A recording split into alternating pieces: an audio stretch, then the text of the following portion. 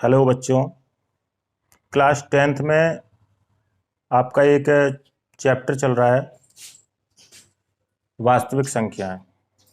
इसके अंतर्गत हम लोग जो है कुछ परिभाषाएं सूत्र पढ़ चुके हैं, जिसमें परिभाषाओं का क्रम हमने जो रखा है आपके सामने वो आपका वास्तविक संख्याओं के अंतर्गत पहली परिभाषा आपको पढ़ाई गई है। पहली परिभाषा आपको वास्तविक संख्या की पढ़ाई गई है कि वास्तविक संख्याएं क्या होती हैं, वास्तविक संख्याएं। इसके बाद में वास्तविक संख्याओं में हम लोगों ने जो अध्ययन किया है, इसके अंतर्गत हम लोगों ने पाया कि दूसरे नंबर पर परिभाषा हम लोगों ने पढ़ी है परमेय संख्या की। रेशनल नंबर मीन्स परमेय संख्याएं। इसके आगे तीसरे नंबर पे हम लोगों ने पढ़ा हुआ है अपरिमेय संख्याएं। अपरिमेय संख्याएं।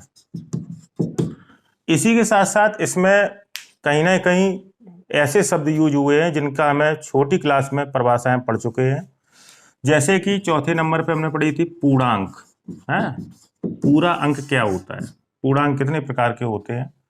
पूर्णांक के साथ साथ हमने जो परिभाषाओं का क्रम रखा था, पूर्णांक के साथ साथ हमने भाज्य संख्याएं पढ़ी थी, भाज्य संख्याएं क्या होती हैं। और साथ साथ हमने छठवें नंबर पे अभाज्य संख्याएं पढ़ी थी कि अभाज्य संख्याएं क्या होती हैं, अभाज्य संख्याएं। ठीक है।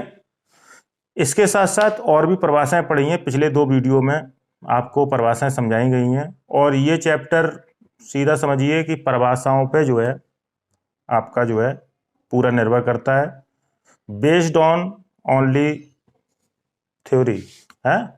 एक तरीके से कह लें तो थ्योरी पे आधारित ये चैप्टर है। तो ये हम लोगों को जो है तैयार करना पड़ेगा। यूट्यूब पे आपका जो पहला चैप्टर पढ़ाया जा रहा है इसको आप ध्यान से पढ़िए। ठीक है। तो इसमें हम लोगों ने 7वें नंबर तक परिभाषाएं पढ़ ली थी। 7वें नंबर पढ़ी थी हमने, यहाँ पे हम लोगों ने पढ़ी थी 7वें नंबर पे यूक्लिड विभाजन प्रमेय का। 8वें नंबर पे आज टर्न है आपका यूक्लिड विभाजन एल्गोरिथम का। यूक्लिड विभाजन एल्गोरिथम। इसके बाद हम 9वें नंबर पे परिभाषा पढ़ेंगे परमेय संख्या का दशमलव प्रसार। परमेय संख्या का दशमलव प्रसार, दशमलव प्रसार शांत है या अथवा अशांत, शांत और अशांत के बारे में हम लोग पढ़ेंगे यहाँ पे।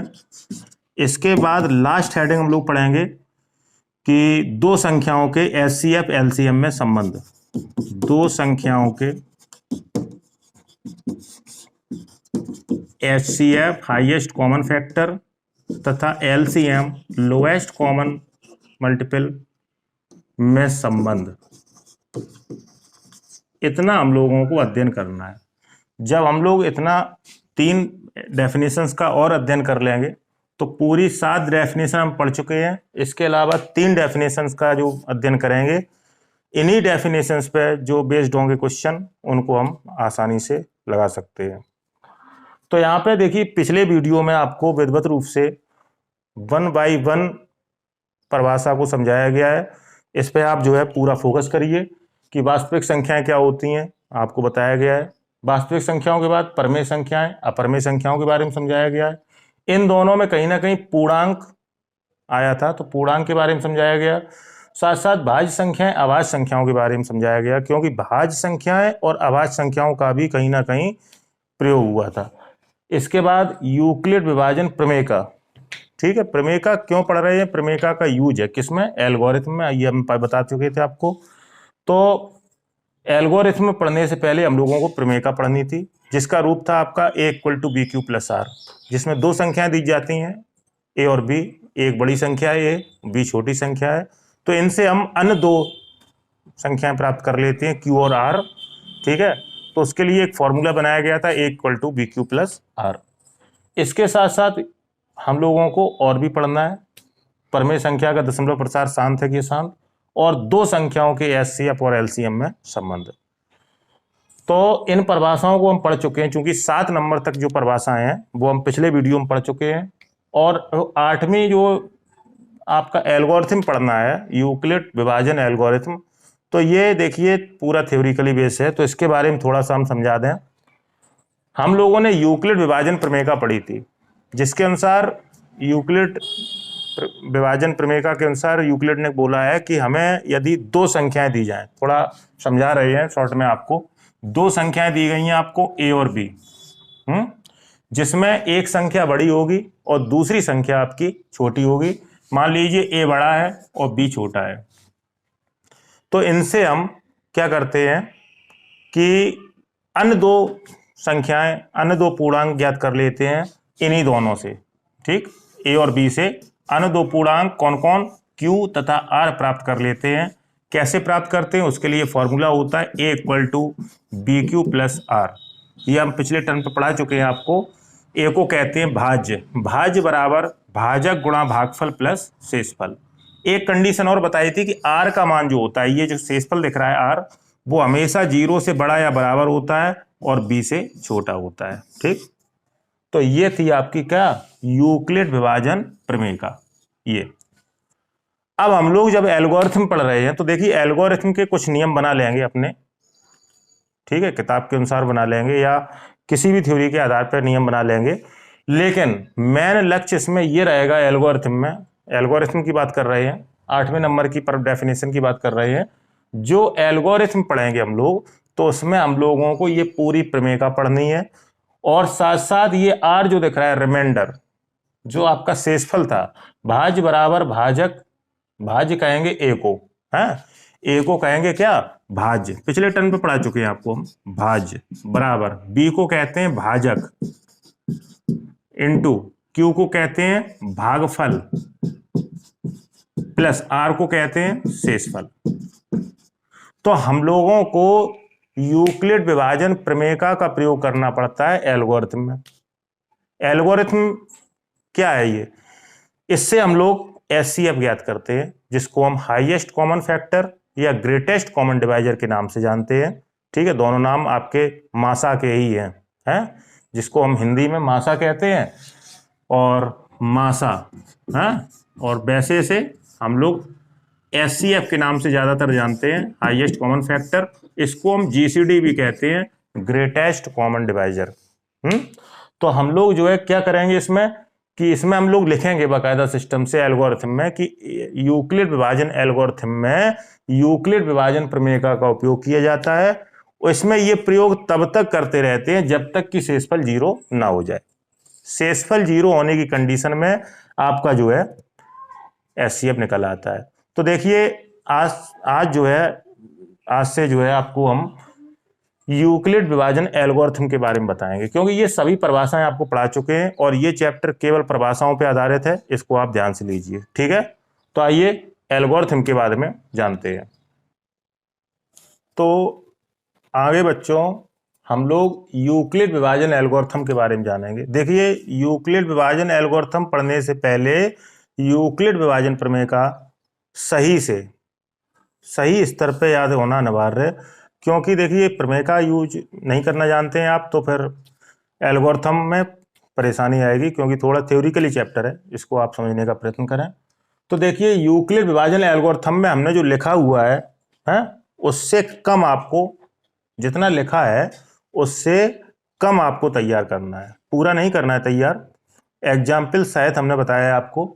तो देखिए यूक्लिड विभाजन एल्गोरिथम में हमने लिखा हुआ है कि यूक्लिड की विभाजन एल्गोरिथम में यूक्लिड की विभाजन प्रमेय का उपयोग होता है। ये पूरा नहीं लिखा है, प्रमेय का लिख दिया शॉर्ट में कि यूक्लिड की विभाजन एल्गोरिथम, जो यूक्लिड का डिवीजन, आपका विभाजन डिवीजन एल्गोरिथम है, जो विभाजन प्रमेय एल्गोरिथम है, उसमें यूक्लिड की विभाजन प्रमेय का प्रयोग होता है। ठीक, ये हम पहले भी बता चुके थे, प्रमेय का पढ़ना जरूरी है, क्योंकि प्रमेय का ही यूज होगा एल्गोरिथम में। आगे लिखा हुआ है इस एल्गोरिथम का उपयोग दो धनात्मक पूर्ण संख्याओं का एचसीएफ या जीसीडी ज्ञात करने में किया जाता है। देखिए दो धनात्मक संख्याओं का हम हाईएस्ट कॉमन फैक्टर या ग्रेटेस्ट कॉमन डिवाइजर, इसको मासा के नाम से जानते हैं। छोटे क्लासों में आपने लासा मासा निकाले होंगे, तो मासा निकाल सकते हैं इससे।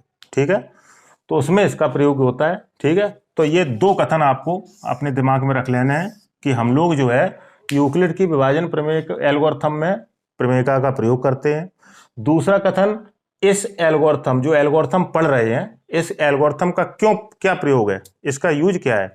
तो एल्गोरिथम की सहायता से हम लोग दो धनात्मक संख्याओं का एचसीएफ, मासा या GCD, greatest common divisor, highest common factor ज्ञात कर सकते हैं। तो ये दोनों कथन आप अपने दिमाग में रख लें। फिर हमने देखिए कुछ आपको एग्जाम्पल के तौर पे दिया हुआ है। देखिए दो संख्या लेके जैसे दी गई हैं आपको, तो देखिए माना कि सी और डी दो धन पूर्ण संख्याएं इस प्रकार से हैं कि सी बड़ा है और डी छोटा है। दो संख्याएं दी जाएंगी, उसमें एक बड़ी होगी एक छोटी होगी, तो हमें इनका एचसीएफ ज्ञात करना है। कैसे ज्ञात करेंगे? पहला देखिए स्टेप क्या लिया है कि दोनों संख्याएं लेंगे आप, सी और डी, और इसमें हम लोग प्रमेयिका, यूक्लिड विभाजन प्रमेयिका का उपयोग करेंगे। आप जानते हैं कि दो संख्याओं में एक संख्या बड़ी होती है, दूसरी संख्या छोटी। इसके लिए यूक्लिड की विभाजन प्रमेयिका का जब उपयोग करेंगे तो आपका जो है बना C equal to D G plus R. ठीक, दो संख्याएं थी आपकी C और D, जैसे उसमें प्रमेयिका में पढ़ी थी दो संख्याएं थी A और B है, तो इसी तरीके से यहाँ पे और भी एडजस्ट कर लिया हमने कि दो संख्याएं हैं C और D। तो दो संख्याओं से अन्य दो संख्याएं प्राप्त हो गई G और R। कैसे प्राप्त हुई? तो बड़ी संख्या पहले लिखेंगे आप, भाज्य C बराबर डी जी प्लस आर, यानी भाज्य C हो गया, C बराबर डी जी प्लस आर, भाज्य बराबर भाजक गुणा भागफल प्लस शेषफल, जहां आर का मान 0 से बड़ा या बराबर और डी से छोटा है। यहां पे देखिए प्रमेयिका में हमने ए और बी संख्याएं ली थी, संख्याएं कोई भी ले सकते हैं, यहां पे हमने सी और डी संख्याएं ली हैं। सी और डी से अन्य दो संख्याएं जी और आर प्राप्त हुई हैं। ठीक, सेकंड स्टेप हमने लिखा है यदि आर बराबर 0, ये जो आर इसमें दिख रहा है पहले स्टेप में, आर का मान अगर 0 हो जाए तो डी होगा जो ये डी, भाज्य बराबर भाजक, ये डी आपका भाजक है। तो यदि आर का मान 0 हो जाता है आपका पहले स्टेप पे, तो आर का मान अगर 0 हो रहा है तो डी जो धन पूर्णांक होगा वो दोनों संख्याओं का, दोनों दी गई संख्याएं सी और डी दी गई थी, इनका क्या होगा? एचसीएफ हो जाएगा। डायरेक्ट आप लिख सकते हैं एचसीएफ आपका ये डी होगा, कोई भी संख्या आ सकती है यहाँ पे। और यदि आर का मान 0 नहीं है तो डी और आर, फिर आप संख्या ले लें आगे के स्टेप के लिए। तो डी और आर के लिए पुनः यूक्लिड विभाजन प्रमेयिका का उपयोग करते हैं। ठीक है, जिसमें डी बड़ा है और आर छोटा है, तो इसके लिए सूत्र बनेगा आपका डी बराबर आर एस प्लस टी। फिर आपकी डी और आर संख्याएं थी, फिर इनसे अन्य दो संख्याएं प्राप्त होंगी आर एस और टी। डी और आर से अन्य दो संख्याएं प्राप्त होंगी एस और टी, जिसके लिए टी का मान 0 से बड़ा या बराबर होगा, एस से छोटा होगा। कहने का मतलब ये है कि, और तीसरा स्टेप देखिए समझने लायक है, इतना जो स्टेप है आपका ये है स्टेप नंबर 2 तक, इसे आप चाहें तो तैयार ना भी करें। ठीक है, और हम लोग शॉर्ट ट्रिक से करेंगे काम, थ्योरिकली नहीं करेंगे ज़्यादा। तो इसको हमने समझा इसलिए दिया है कि आपको दो संख्याएं जो दी जाती हैं, उन्हीं दोनों संख्याओं के सहयोग से हम लोग अन्य दो संख्याएं ज्ञात करते हैं, जिसमें शेषफल का 0 होना अनिवार्य है। अगर 0 नहीं होता है तो फिर आगे आप दो संख्याएं लेके चलेंगे।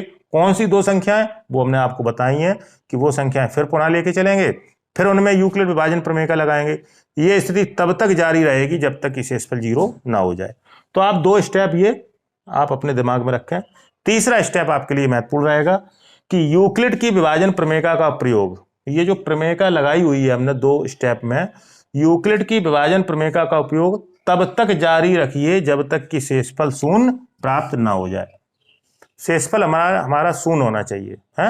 ये दो संख्याएं चयन करते रहेंगे, जैसे ये C equal to D G plus R में डी और आर संख्याएं ली हैं, पुनः आपको एस और टी मिले, फिर आप अगर 0 नहीं होता है तो फिर आप यहाँ से उठा लेंगे संख्याएं, दो संख्याएं, इसी तरीके से जैसे यहाँ उठाई थी।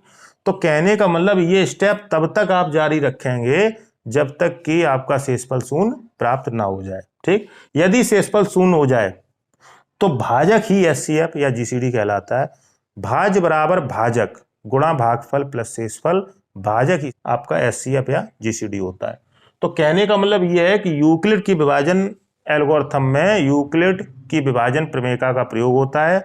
इसमें हम दो धनात्मक संख्याओं का एचसीएफ, जीसीडी या मासा ज्ञात कर सकते हैं। इसमें दो संख्याएं दी जाती हैं, एक बड़ी है एक छोटी है, उसकी सहायता से थ्योरिकली रूप में आप इस तरीके से प्राप्त कर सकते हैं। लेकिन हम लोग थ्योरिकली नहीं लगाएंगे, हम लोग समझते हुए न्यूमेरिकली चलेंगे, है। तो समझना आपको चाहिए जो है, क्योंकि यूक्लिड ने जिस तरीके से समझाया है उस तरीके से आपको हमने बता दिया है, लेकिन हम लोग जब लगाएंगे तो उसका तरीका होगा यही, लेकिन न्यूमेरिकली, यानी कि क्वेश्चन के रूप में होगा, ना कि थ्योरी के रूप में। बस इतना आप समझ लीजिए कि ये स्टेप हम तब तक जारी रखेंगे, दो संख्याओं का स्टेप, जब तक कि शेषफल 0 ना हो जाए। तो ये है आपकी यूक्लिड की विभाजन एल्गोरिथम, जिसमें प्रमेयिका का पूर्ण रूप से प्रयोग हुआ है। आगे हम लोग बच्चों इसी क्रम में हम लोग जो है पढ़ेंगे अंकगणित की आधारभूत प्रमेय। देखिए अंकगणित की आधारभूत प्रमेय क्या है, इसमें देखिए भाज्य संख्या अभाज्य संख्या हम पढ़ा चुके हैं आपको। तो अंकगणित की आधारभूत प्रमेय आपकी ये कहती है कि किसी भी भाज्य संख्या के गुणनखंड अगर हम करें, है, किसी भी भाज्य संख्या गुणनखंड अभाज्य रूप में हमें प्राप्त होते हैं। ठीक है, किसी भी भाज्य संख्या आप जानते हैं जिसके स्वयं के अतिरिक्त अन्य गुणनखंड भी होते हैं, भाज्य संख्या होती है। अगर उसके हम फैक्टर करें, गुणनखंड करें, है, तो वो गुणनखंड का जो स्वरूप होगा वो आपका अभाज्य का रूप होगा। ठीक, तो आगे बच्चों हम लोग पढ़ेंगे अंकगणित की आधारभूत प्रमेय। इसे आप जो है नोट कर लेंगे या स्क्रीनशॉट ले लेंगे। ठीक है, नोट करिए इसे। आगे बच्चों हम लोग जो है अंकगणित की आधारभूत प्रमेय पढ़ेंगे। ठीक है, अंकगणित की आधारभूत प्रमेय भी इसी चैप्टर में आपको तैयार करनी है। तो अंकगणित की आधारभूत प्रमेय क्या कहती है कि प्रत्येक भाज्य संख्या, देखिए भाज्य संख्या आपको शो करी गई है कि प्रत्येक भाज्य संख्या को अभाज्य संख्याओं के एक गुणनफल के रूप में व्यक्त या गुणनखंडित किया जा सकता है। अभी बताया भी था, कोई भी भाज्य संख्या है, भाज्य संख्या क्या होती है जिसके स्वयं के अतिरिक्त अन्य गुणनखंड भी होते हैं। जैसे हम ले लें 144, है, कोई भी संख्या ले सकते हैं, ऐसी संख्या होनी चाहिए जिसके स्वयं से भी कटती हो और अन्य संख्याओं से भी कटती हो। तो ऐसी संख्याएं क्या होती हैं, भाज्य संख्याएं।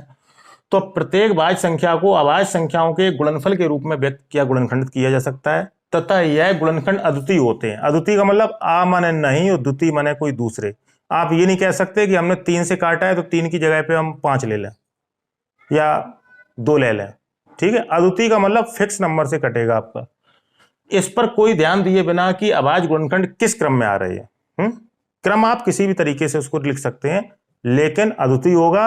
और प्रत्येक भाज्य संख्या को हम अभाज्य संख्या के गुणनखंड के गुणनफल के रूप में व्यक्त कर सकते हैं।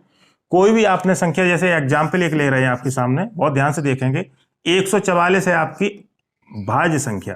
कैसी संख्या है, भाज्य संख्या। क्यों है भाज्य संख्या, क्योंकि 144 देखिए काफी नंबर से कट रही है, 144 से कट रही है, साथ साथ आपकी 2 से भी कट रही है, अन्य संख्याओं से भी कट रही है। तो ऐसी संख्याएं होती हैं भाज्य संख्या। अब इसके हम गुणनखंड करेंगे तो देखिए अभाज्य संख्या भाज्य संख्या गुणनखंड करेंगे। गुणनखंड जब किए तो 144 के फैक्टर करेंगे इस तरीके से, तो 2 सत्ते 14, 2 दूनी 4, फिर 2 से काटें, 2 तिया 6, 2 छक्का 12, फिर 2 से काटें आप तो 2 एकम 2, 2 अट्ठे 16, फिर 2 से काटें, 2 नेम 18, अब 3 से कटेगा, 3 त्रिका 9, फिर 3 से कटेगा, 3 एकम 3, है ना। तो इस तरीके से देखिए ये गुणनखंड है, छोटे क्लास में पढ़े होंगे आपने, कोई कठिन बात नहीं है कि 144 को हम कट कर रहे हैं तो सबसे पहले 2 से करेंगे, 2 से ट्राई करेंगे, 2 से नहीं होंगे फिर 3 से करेंगे, 4 से नहीं करेंगे, नहीं तो 2 ही से हो जाता वो, 5 से करेंगे, तो इस तरीके से छोटे नंबर से स्टार्टिंग करेंगे। 2 से काटा, 2 सत्ते 14 और 2 दूनी 4, फिर 2 से काटा, 2 तिया 6, 2 छंगा 12, फिर 2 से काटा, 2 एकम 2, 2 अट्ठे 16, 2 नेम 18, अब 2 से नहीं कटेगा तो 3 से काटिए, 3 त्रिका 9, 3 एकम 3। तो हम लोग देख रहे हैं कि 144 के जो गुणनखंड बने हैं तो 2 2 2 2 4 बार आया है, 2 गुणा 2 गुणा 2 गुणा 2, और 3 आए हैं 2 बार, 3 गुणा 3। तो हम लोग कह सकते हैं कि 144 के जो गुणनखंड है कि 2 की पावर 4 आया है, यानी 2 4 बार आया है, और मल्टीप्लाई 3 की पावर 2 लिख सकते हैं, 2 बार आया है। तो कहने का मतलब 144 तो आपका क्या था, 144 हमारा था भाज्य संख्या, 144 भाज्य संख्या थी, लेकिन इसके जो गुणनखंड आए हैं, ये गुणनखंड है आपके गुणनखंड, तो ये किस रूप में आए हैं, ये अभाज्य रूप में आए हैं। बहुत ध्यान से देखिए, अभाज्य रूप है आपका, 2 अभाज्य होता है 3 अभाज्य होता है, 5 अभाज्य, 7 अभाज्य, 11 अभाज्य, 13 अभाज्य, ऐसी संख्याएं जो स्वयं से विभाजित होती हैं, स्वयं उनका गुणनखंड होता है, जो स्वयं की संख्या होती है, उसके अलावा कोई गुणनखंड नहीं होता है। ठीक है नहीं? तो इस तरीके से हम लोग अंकगणित की आधारभूत प्रमेय पढ़ते हैं कि प्रत्येक भाज्य संख्या के गुणनखंड अभाज्य रूप में व्यक्त कर सकते हैं। ठीक, और इसकी देखिए उल्टी भी आप बात समझें, जैसे हम लोग 9th में प्रमेय पढ़ते थे। ठीक है नहीं? तो यहाँ पर भी आपको कन्वर्स रूप तैयार करना है। अगर कोई भाज्य संख्या है तो उसके गुणनखंड अभाज्य रूप में होते हैं। अगर किसी संख्या के गुणनखंड अभाज्य रूप में है तो आप उल्टा बोलिए, संख्याएं भाज्य होती हैं। ठीक, अगर भाज्य संख्या है तो गुणनखंड अभाज्य, और गुणनखंड अभाज्य है तो संख्या भाज्य। इस तरीके से तैयार करिए, क्योंकि आगे हम लोगों को हर तरीके का क्वेश्चन पढ़ना है। ठीक, इसे आप नोट कर लेंगे। आगे बच्चों हम लोग देखिए आगे पढ़ेंगे किसी परमेय संख्या। देखिए परमेय संख्या की डेफिनेशन हम आपको बता चुके हैं। वे संख्याएं जो अंश बटे हर के रूप में होती हैं, जो p बटे q के रूप में होती हैं, परमेय संख्याएं कहलाती हैं। तो कोई परमेय संख्या का दशमलव प्रसार, दशमलव प्रसार आप जानते हैं, जैसे कोई परमेय संख्या है, जैसे आपकी दे गई 1/2, तो 2 का भाग 1 में देंगे तो जो भी संख्या दशमलव के बाद बनेगी, है, जैसे आपने सॉल्व किया तो 0 पॉइंट है, दशमलव लगाया, 0 बढ़ गया, 2 पंचे 10 है, दशमलव के बाद का जो प्रसार होता है इसको कहते हैं दशमलव प्रसार। बहुत ध्यान से सुनेंगे आप, दशमलव प्रसार। किसी परमेय संख्या को सॉल्व करने पर, सॉल्व नहीं करना है आपको, सॉल्व करने पर दशमलव के बाद का जो विस्तार होता है, दशमलव के बाद का जो प्रसार होता है, प्रसारित रूप होता है, इसको हम लोग कहते हैं दशमलव प्रसार है। तो किसी परमेय संख्या का दशमलव प्रसार शांत है कि अशांत। देखिए ये देखो शांत है। शांत कौन होता है ये हम बता चुके हैं। दशमलव के बाद में फिक्स नंबर आए, जैसे एक कोई नंबर 5 आ गया जैसे है, और भी 2 अंक तक आ जाता, 3 अंक तक पहुंच जाता, 4 अंक तक पहुंच जाता, 5, 6, 7, 8 तक पहुंच जाता। लेकिन कई ऐसी संख्याएं होती हैं जो आगे चलती रहती हैं, उनका जो है दशमलव प्रसार शांत नहीं होता है, तो वो कहलाती हैं अशांत। तो हम लोगों को देखिए केवल चेक करना है, किस तरीके से चेक करना है, हम लोगों को केवल सॉल्व नहीं करना है, इसे केवल चेक करना है कि दशमलव प्रसार शांत है कि अशांत। तो इसके लिए देखिए हमने कुछ लिखा हुआ है कि यदि कोई परमेय संख्या p/q है, डेफिनेशन आप जानते ही हैं, जहां p और q पूर्णांक है, q does not equal to 0 है, ये होती है परमेय संख्या की डेफिनेशन। तो हम लोग हर q के गुणनखंड करेंगे, ये नीचे वाला हर कहलाता है डिनोमिनेटर है, तो हर q के गुणनखंड करेंगे, अभाज्य गुणनखंड होंगे, अभाज्य गुणनखंड करेंगे। अगर गुणनखंड का रूप, पहला रूप अगर मैच करता है, 2 की घातें कुछ आती हैं इंटू 5 की घातें कुछ आती हैं, तो आपका दशमलव प्रसार शांत होगा। अगर केवल 2 की पावर कुछ आती है तब भी दशमलव प्रसार शांत होगा। अगर 5 की पावर कुछ आती है तब भी दशमलव प्रसार शांत होगा। 3 कंडीशन पे केवल दशमलव प्रसार शांत होगा। मोस्ट इंपॉर्टेंट आपको बता रहे हैं, यूपी बोर्ड प्रयागराज के क्वेश्चन पेपर में गणित के प्रत्येक वर्ष पूछा जाता है शांत और अशांत। तो हम लोग केवल 3 टाइप मैच करेंगे तो आपका दशमलव प्रसार शांत है। अन्य कोई अंक आता है इसके साथ में भी आता है, या केवल वो दूसरा अंक आ रहा है, तो इस स्थिति में दशमलव प्रसार अशांत होगा। ठीक है नहीं? तो इसको आप थोड़ा बारीकता से लेंगे, ये भी आप नोट कर लेंगे। इसी के साथ साथ एक लास्ट हेडिंग है, 2 संख्याओं के एचसीएफ एलसीएम में संबंध। तो आइए उसको भी देख लें, ये नोट करें आप।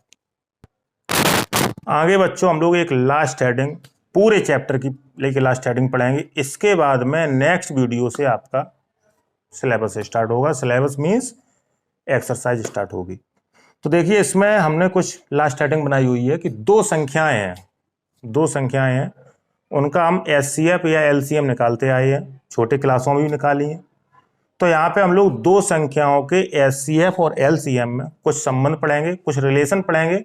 तो देखिए जैसे पहली संख्या आपको फर्स्ट नंबर दिया है, हमने शॉर्टकट में लिखा हुआ है, आपको हमें समझाना फर्ज है, किसी तरीके से हम समझाएं आपको समझाएंगे। पहली संख्या को हम फर्स्ट नंबर कह रहे हैं, दूसरी संख्या को हम सेकंड नंबर कह रहे हैं। इन्हीं दोनों संख्याओं का लासा है जो, वो आपका एलसीएम लिख दिया है। इन्हीं दोनों संख्याओं का मासा है जो, वो एचसीएफ लिख दिया है या जीसीडी लिख दिया है। तो इसमें कुछ फॉर्मूले बनते हैं, फॉर्मूला है, तो उस फॉर्मूला को आप लोग जो है देखने का प्रयत्न करेंगे। देखिए, पहली संख्या दूसरी संख्या लासा और मासा में कुछ संबंध होता है कि पहली संख्या गुणा दूसरी संख्या बराबर लासा गुणा मासा।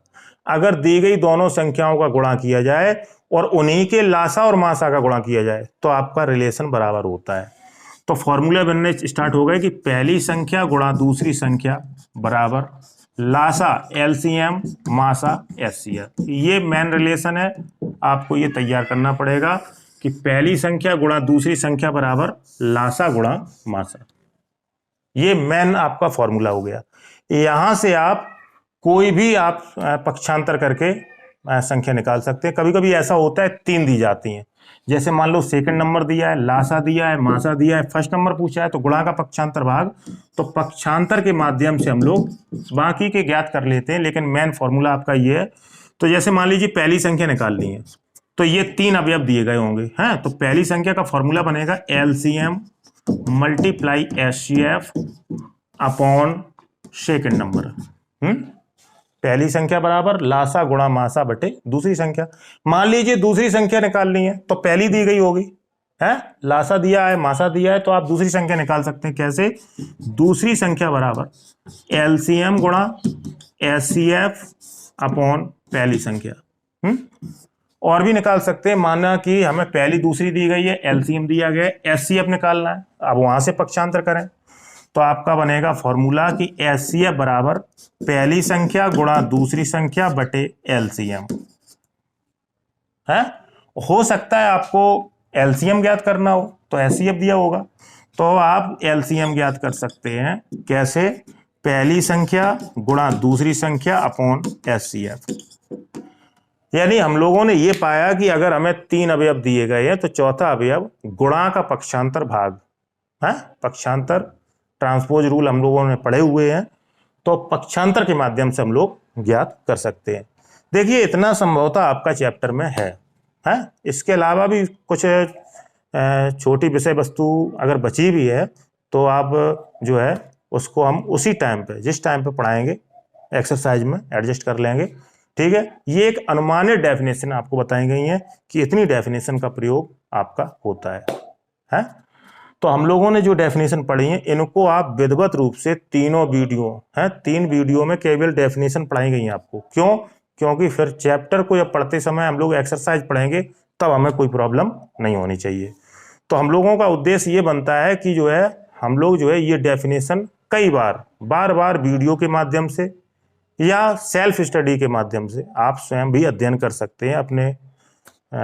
अपनी किताब के जरिए अपनी किताब की सहायता से अध्ययन करके बार अध्ययन करके आप जो है ये सभी डेफिनेशंस आप तैयार करेंगे। और जब डेफिनेशन तैयार होंगी तो आपको पढ़ने में भी पूरा आपको आनंद आएगा। ठीक है नहीं? और अगर डेफिनेशन तैयार नहीं होगी तो पढ़ने में उतनी ही परेशानी महसूस होगी या समझ में नहीं आएगा। और फिर भी यदि कोई आपको डेफिनेशंस में दिक्कत है तो आप हमें कमेंट भी दे दिया करें। यूट्यूब पे कमेंट का ऑप्शन होता है, ऑप्शन कमेंट दे सकते हैं, उसका आपको जवाब दिया जाएगा या आपसे कांटेक्ट किया जाएगा। साथ साथ देखिए, चैनल को सब्सक्राइब भी आप करें, इससे आपका ही फायदा है। क्या फायदा है कि आप जब जो है मान लीजिए आपका फ़ोन जो है फ्री आपका जेब में रखा है या टेबल पर रखा है घर में, तो जैसे ही हम अपलोड करते हैं वीडियो तो उसका एक मैसेज जो है आप तक यूट्यूब की तरफ से पहुंच जाएगा कि आपका वीडियो अपलोड हुआ है। तो इसकी जानकारी के लिए कि वीडियो किस टाइम पर अपलोड हुआ है, सबसे पहले आप देख सकें उसे, तो इसके लिए चैनल को सब्सक्राइब अवश्य करें। डेफिनेशन पूरी प्रॉपर आपको मतलब समझ में आ रही है, पूरी बात हमारी क्लियर हो रही है, तो उसको लाइक कर दिया करें। और यदि समझ में नहीं आ रही है तो हमें कमेंट दिया करें, तो हम आपकी समस्या दूर करेंगे, तब आप लाइक करें। तो लाइक से थोड़ा एक ग्राफ बनता है कि जो है कितने बच्चे जो है यूट्यूब पे पढ़ रहे हैं। तो इस तरीके से पढ़िए, पूरा जो है आपको जो है अध्ययन कराया जा रहा है, तो इसका जो है आप लोग लाभ उठाइए, फायदा उठाइए। और यूट्यूब पे पढ़ रहे हैं आप तो और पूरा ध्यान से पढ़िए।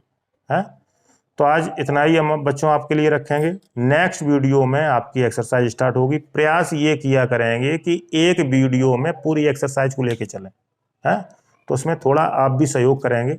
जैसे क्वेश्चन है तो उसको आप समझा के हम आपको एक तरीके से होमवर्क के रूप में रखेंगे तो उसको आप कर सकते हैं, देख देख के कर सकते हैं और वैसे आपको समझाया जाएगा। ठीक, तो आज के लिए बच्चों इतना ही रहेगा। ठीक है।